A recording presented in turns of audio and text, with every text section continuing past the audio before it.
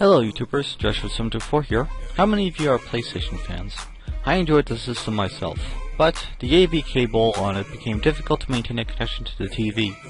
Fortunately, the HDMI on the PS3 allows for a more solid connection. But what I liked most about the PS2 was the controller. To me, the standard for all gamepads started when Sony developed their DualShock analog controller. I love the way the D-pad, the 4 buttons, the analog sticks, and the shoulder buttons are laid out. Of course, some of this has to do with having handled an Xbox as well, and hating the fact that it's also bulky.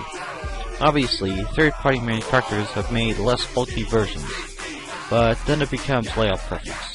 The N64 controller wasn't too bad, but the layout felt a little arbitrary. Now, there are cheaper knockoffs of the corresponding controllers available with USB connectors. However, there is a reason why they are so cheap. As such, if you still have your controller, and it still works, use it. As for connecting any of these controllers to a home computer, I saw a number of obstacles in the way. The controllers were built to work specifically for their own consoles. You could not easily port a device with a non-standard plug into any kind of home computer, even with an adapter. Only one fact helped to assimilate any potential problems that may arise.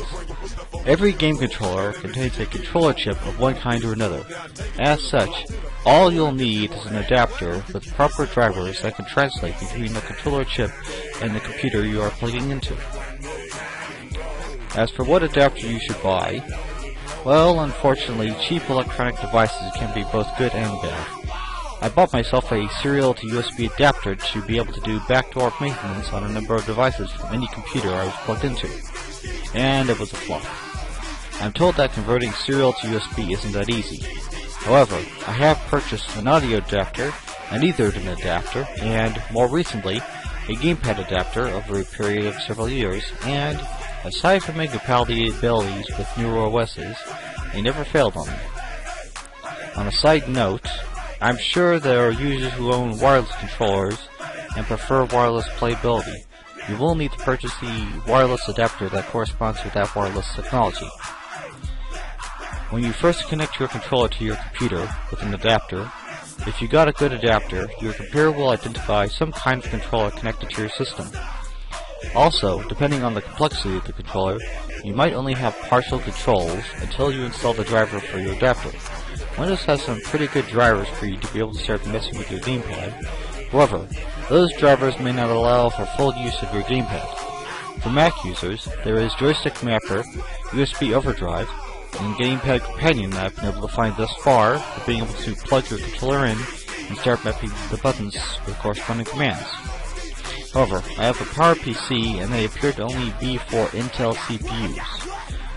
From what I was able to test, the programs can recognize the gamepad when it's plugged in. However, the mapping didn't appear to work for me. Once you install the drivers, if necessary, you can then go into Windows Gamepad Configuration section to see if Windows recognizes your controller and perform any necessary calibration. As far as mapping the gamepad to work in Windows, here are some programs that I've used: J2Key, Joy2Key, and Xpadder. I prefer Xpadder because it has a GUI that makes it easy to map keyboard commands to gamepad buttons. Plus, you can have a number of presets you can switch between depending on the application you are using. At this point, you have two ways you can use your gamepad.